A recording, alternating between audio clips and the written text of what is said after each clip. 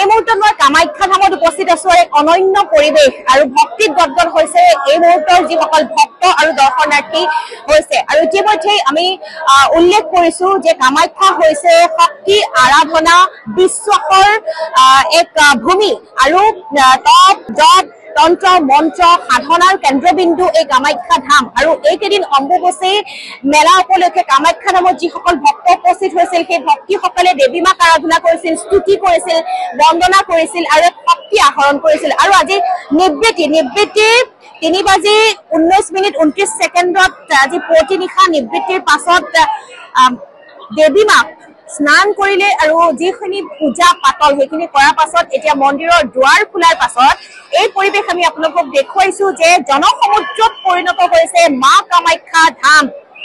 ভক্তৰ যি ভিৰ, ভক্তৰ যি লানি নিচিগা সুত, এই মুহূৰ্তত জনসমুদ্ৰ বুলি উল্লেখ কৰিব লাগিব যে য'তে চাওঁ ততেই দৰ্শনাৰ্থী ভক্ত, কণ কণ শিশুৰ পৰা বয়োজ্যেষ্ঠ জনলৈ এই ভক্তসকল আহিছে মাৰ চৰণত শৰণ লবলৈ, মাৰ চাকি বন্তি ধূপেৰে অৰ্চনা কৰিবলৈ। আৰু কামাখ্যা ধামৰ এইকেইদিনৰ অনন্য পৰিৱেশ আমি আপোনালোকক দেখুৱাইছিলো আৰু সেই অনন্য পৰিৱেশৰ সাক্ষী হৈ ৰৈছে এইসকল ভক্ত, অৰ্থাৎ ভক্তি তীৰ্থত পৰিণত হৈছে মা কামাখ্যা ধাম। সকলোৱে মাক পূজা অৰ্চনা কৰিবলৈ আহিছে আৰু ৰাতিৰ দৃশ্যও আমি আপোনালোকক দেখুৱাইছিলো যে কেনেধৰণে অনন্য সৌন্দৰ্য ৰূপ পাইছিল এই মা কামাখ্যা ধামে। আৰু এই মুহূৰ্ততো যিসকল সাধু সন্যাসী দেশী বিদেশী সন্ত আহিছে তেওঁলোকে এই মুহূৰ্ততো এনেধৰণে ভক্তিত বিলীন হৈ গৈছে, মাক এতিয়াও আৰাধনা কৰি আছে।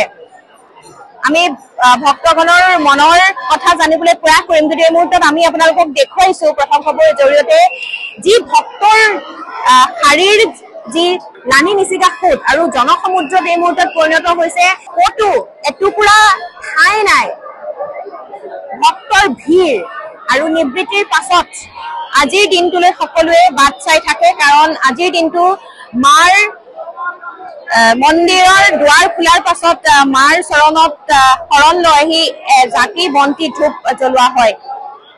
আৰু এয়া চাৰিওফালে প্ৰদৰ্শন কৰা আমি দেখিবলৈ পাইছো। আৰু অম্বুবাচী নিবৃত্তিৰ দিনা এনেধৰণৰ পৰিৱেশ আমি প্ৰত্যেকবাৰে আপোনালোকক দেখুৱাও। আৰু ফুলাত কেঁচুৱা লৈও ভক্তগণ আহিছে, দেশী বিদেশী যিসকলৰ ভক্ত আহিছে সেইসকলে এতিয়াও মাৰ স্তুতিত নিমজ্জিত হৈ আছে, মাৰ স্তুতিত এনেদৰে তেওঁলোক মগ্ন হৈ আছে।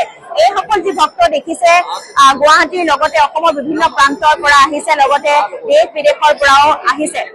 আৰু বিৰতি বাট নোপোৱা এই যি পৰিৱেশ, সেই পৰিৱেশ আমি আপোনালোকক প্ৰথম খবৰৰ জৰিয়তে দেখুৱাইছো। এতিয়া চাৰিওকাষে কেৱল ভক্ত আৰু ভক্ত, আৰু এইসকল ভক্তই পুৱাৰ পৰা এনেদৰে ভিৰ কৰি আছে।